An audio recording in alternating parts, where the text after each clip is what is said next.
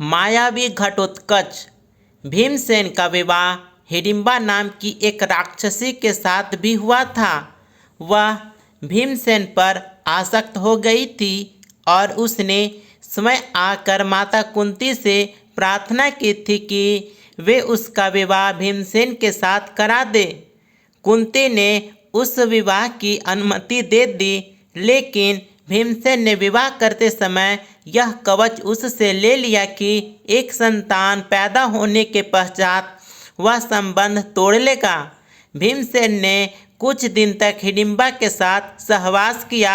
इससे वह गर्भवती हो गई और उसके गर्भ से एक बड़ा विचित्र बालक पैदा हुआ, जिसका मस्तक हाथी के मस्तक जैसा और सिर केश शून्य था।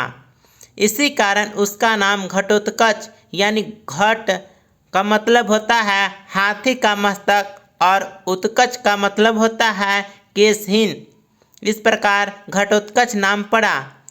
चूँकि घटोत्कच की माता एक राक्षसी थी, पिता एक वीर क्षत्रिय था, इसलिए इसमें मनुष्य और राक्षस दोनों के मिश्रित गुण विद्यमान थे। यह बड़ा क्रूर और निर्दयी था। पांडवों का बड़ा आत्मीय था। पांचों भाई इसको अपना पुत्र समझकर प्यार करते थे, इसलिए यह उनके लिए मर मिटने को सदैव तत्पर रहता था।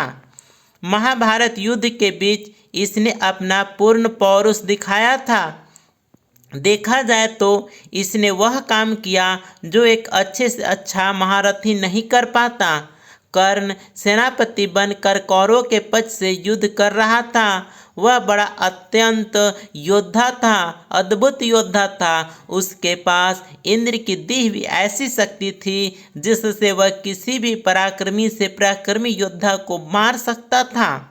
वह शक्ति कभी खाली जा ही नहीं सकती थी। वैसे कर्ण की निगाह अर्जुन पर लगी हुई थी। वह उस शक्ति के द्वारा अर्जुन का वध करना चाहता था। श्री कृष्ण इसको समझते थे। इसी कारण उन्होंने घटोत्कच को रणभूमि में उतारा। इस राक्षस ने आकाश से अग्नि और अनेक प्रकार के अस्त्र बरसाना आरंभ किया। उससे कौरव सेना में हाहाकार मच उठा। सभी त्राही त्राही करके भागने लगे। कर्ण भी इसकी मार से घबरा गया। उसने अपनी आंखों से देखा कि इस तरह तो कुछ ही देर में सारी कौरव सेना नष्ट हो जाएगी। तब लाचार होकर उसने घटोत्कच पर उस अमोघ शक्ति का प्रयोग किया। उससे तो कैसा भी वीर नहीं बच सकता था। अतः घटोत्कच क्षण भर में ही निर्जीव होकर पृथ्वी पर गिर पड़ा। श्री कृष्ण को इससे बड़ी प्रसन्नता हुई।